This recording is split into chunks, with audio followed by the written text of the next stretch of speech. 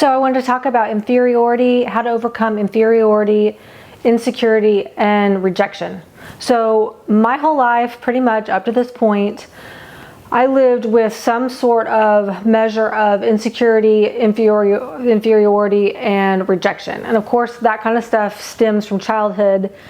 But for me, God's been working on me with it for many, many years. But I think until just recently did I really come to understand how it works. So Satan is always there to give you a counterfeit. And for example, if you have a problem with rejection, insecurity, inferiority around people, then he is going to tell you, I have the solution for you. All you have to do is whatever that is. It could be manipulating situations, manipulating people. It could be making yourself small, making yourself, where you're not really expressing yourself because you don't want to draw attention to yourself. There are so many things, and it comes out with different personalities.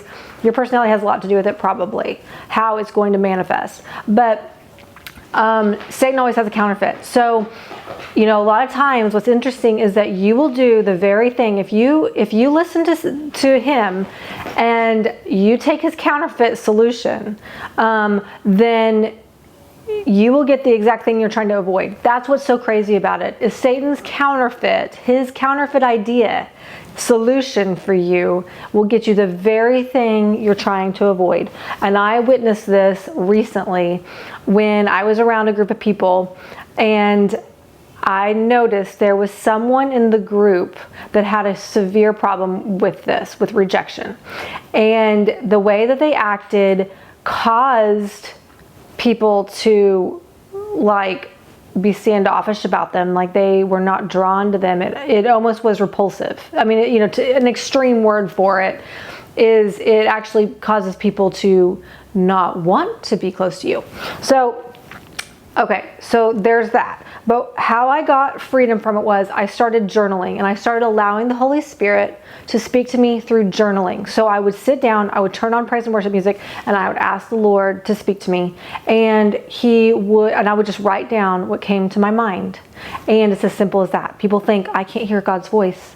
And the truth is if the Holy Spirit is living inside of you, if he's all around us, then you are able to hear his voice. You hear it probably a lot more than what you understand or recognize. And so the goal is just really to learn how to recognize it, because I believe that you hear it a lot anyway. But he would tell me things that were so loving and so not me, because my voice in the past has been extremely critical. And so when I would hear it, I almost didn't even want to write it down because I didn't believe it. And I'm like, that can't be true. It's too good to be true.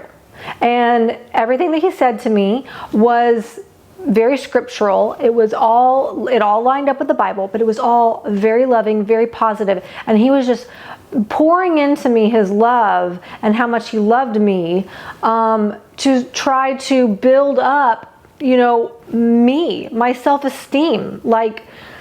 You're wonderful. You have a great personality. Let me tell you everything that I love about you. These kind of things. And so this is so important, oh my gosh, to do. Because the thing is that Satan's counterfeit sometimes is to tell you to try to get it through other people. To try to get your needs met in this way through people. And the problem with that is that people really cannot meet those needs. And if you're trying to get it through other people, what are you going to look like? You're going to look needy, which is going to push people away from you. Or cause a codependent relationship with someone who is willing to do that. I don't know. But my point is that you can't get your needs met from other people. You have to get it from God. And I always wonder, well, what does that even look like? What does that even mean? This is what it means, is you go to the Father, and who is good, and who loves you very, very much, more than you can even understand. And then he feeds into you, and he pours his love into you. And then in return, after you get filled, you're able then to pour into other people. This is what I never understood, is I never felt love for very many people. And it was because I wasn't filled myself with love. I needed the Father to fill me up so that I could overflow and then pour into other people. So there's that. So I want to encourage you to journal. The other thing is to allow God to rewrite your history. So how does that even work? Okay, so there is a thing called, well, I don't know what it's called actually, but I've done it many times, where you allow the Holy Spirit to guide you on getting yourself healed from issues from the past. So okay, for an example, my past with school, like I didn't have a very great home life as far as support. Like I felt very misunderstood and not really supported. And so, then going to school and then trying to make friends, and I had friends, but it was always this, I had a very bad attitude, and I rejected people before they could reject me. But I had a very bad experience. I feel like, looking back on my school experience, it wasn't positive. Like I hated going to school. I always felt like a rejection, a tinge of rejection, whether I was being rejected or not. My point is that what you do is you ask the Holy Spirit to bring up a memory to you, something hurtful from the past, and then you ask Him to rewrite it. And for me, the Holy Spirit showed me different things that were in my past, and how He was there in the scene, like where He was at and what He was doing when those things happened. But on a general whole, I asked Him to speak to that time in my life of the school, from elementary school to high school. Speak to that. And what He showed me was, He said, you took Satan's counterfeit of rejection, and you believed that you were rejected, and you believed that you were inferior, and you took on that cloak of insecurity. And what He showed me was, when you did that, it took over. It kind of took over my personality, where it caused me to act and react out of that place, and so it caused those things to happen. So He was showing me, if you could go back where you are now, emotionally and spiritually, being free and not having that anymore, that you would have been accepted. You would have loved your school experience. It was that you took on this false persona of yourself. You believed a lie. And that's what strongholds are, is you're believing a lie. And the problem is Satan's always there to feed you the lie. And if you believe it, then he gives you a solution, and his solution is going to get you the very thing that you're not wanting, that you're trying to avoid. So there's that. Okay, so after you do those things, a huge thing to being able to enjoy yourself and others enjoying you, and finding a community and like your tribe, as they say, is to feed into other people. Look for other people's need. Like if you go into a room and it's like a party or something, you don't know anybody, look for the person that doesn't know anybody and talk to them, to give them someone to talk to. Like think of other people, and instead of thinking of yourself, it's always me. Satan always tries to get you to look at yourself. Look for other people to love and to feed into and to make feel comfortable. See what you can do to be helpful to other people. Smile at someone. Be warm. Be warm and loving and giving to people. If you're always thinking of yourself, you're not going to do that. And you're going to cause people to reject you. It's just a natural thing. If you're always thinking of me, my needs, getting my needs met, you'll even do things like talk to other people to get your own needs met, so you don't look funny not having anybody to talk to. But people can sniff out those things. They sniff out like manipulation, and they sniff out rejection, and it causes the very thing to happen that you're not wanting to happen. So there's that. And I saw this play out recently, and I think that was the one last thing that I needed, was I saw this play out in real life with somebody in a group setting, and I was like, oh my gosh, that's what I've always done. I did that, what this person was doing, and it caused the person to be rejected. How they were acting, I could see the rejection all over them, and perfectionism is one of the things that comes out, because Satan will tell you, if you can just be perfect, then you won't be rejected. You don't have to feel that sting of rejection. And then what happens? It causes you to be rejected. It causes the very thing you're trying to avoid.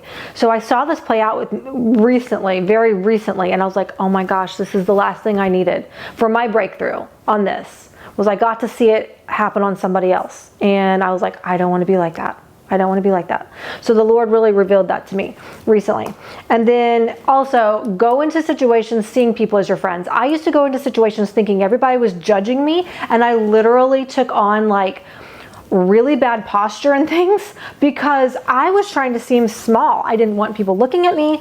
I didn't want to draw attention to me because they're going to think bad of me. And why would you assume that?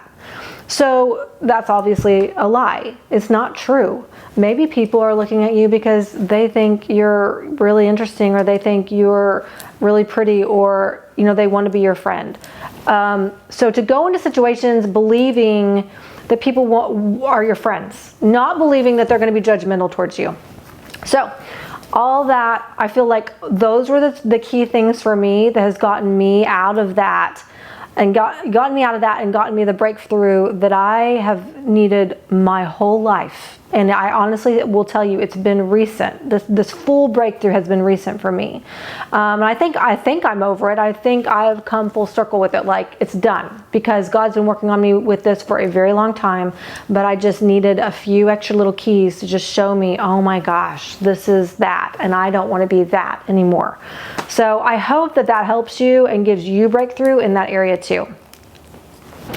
One last thing that I realized when I watched it that I forgot to say was, when I said that God took me back and recreated my history, what he showed me was he repainted my memory of it. He showed me it in a different way. Like, he showed me, look, if you acted this way, this is what it would have looked like. And he walked me through it, where my experience was good, and I had pleasant experiences, and people were accepting, and I was friends with everybody, and I was not rejecting people. And he was just showing me as if it was me today back then, and really rewriting how I remember it. So now when I think back on it, I don't have a poor memory of it. It's amazing how he can do that.